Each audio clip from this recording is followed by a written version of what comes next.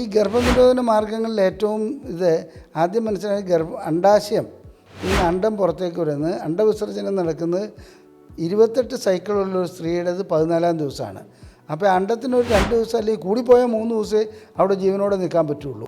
2 ദിവസം തന്നെ കഷ്ടിയാണ്. അപ്പോൾ അങ്ങനെ വരുമ്പോൾ എന്താണെന്ന് വെച്ചിട്ടുണ്ടെങ്കിൽ ലൈംഗിക ബന്ധത്തിൽ ഏർപ്പെടുന്നത് പീരീഡിൻ്റെ ആദ്യത്തെ പകുതിയും അവസാനത്തെ പകുതിയും സേഫാണ്. രണ്ടാമത് എന്താണെന്ന് വെച്ചിട്ടുണ്ടെങ്കിൽ കോണ്ടം അല്ലാതെയുള്ളതിന് IPL പോലെയുള്ള പിന്നെ മലാഡി പോലെയുള്ള ഗുളികകൾ ആവശ്യമുണ്ട്. എല്ലാ ഗുളികകളും ഒരർത്ഥത്തിൽ അല്ലെങ്കിൽ മറ്റൊരർത്ഥത്തിൽ ഹോർമോണൽ ഇംബാലൻസാണ് ഉണ്ടാക്കുന്നത്. നാച്ചുറൽ പ്രോസസ്സിനെതിരായിട്ടാണ് അത് വരുന്നത്. അതുകൊണ്ട് എന്താണെന്ന് വെച്ചിട്ടുണ്ടെങ്കിൽ അത് ഉപയോഗിക്കുന്നതിൽ തെറ്റില്ല, എന്നാലും സ്ഥിരമായി അതങ്ങനെ ഉപയോഗിക്കുന്നത് ആരോഗ്യത്തിന് നല്ലതല്ല. പിന്നെയുള്ളത് കോപ്പർട്ടിയാണ്.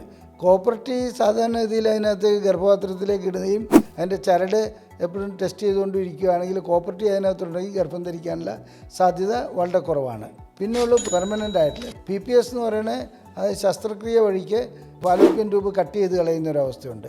അത് പെർമനൻ്റ് ആയിട്ടുള്ളതാണ്. അതുപോലെ തന്നെ പുരുഷന്മാരെ സംബന്ധിച്ചും വാസക്ടമി ചെയ്യുന്നുണ്ട്. പക്ഷേ ഈ പെർമനൻ്റായിട്ട് ചെയ്യുന്നതിന് പിന്നെ റീകനലൈസേഷൻ ചെയ്യുമോ അങ്ങനെയൊക്കെ ചെയ്യാമെന്ന് പറഞ്ഞാൽ വിജയസാധ്യത വളരെ കുറവാണെന്നുള്ള ഓർക്കണം. അതുകൊണ്ട് ഏത് രീതിയിൽ വേണം എന്നുള്ളതാണ് അങ്ങനെയുള്ള കാര്യങ്ങളിൽ നാം തീരുമാനിക്കേണ്ടത്.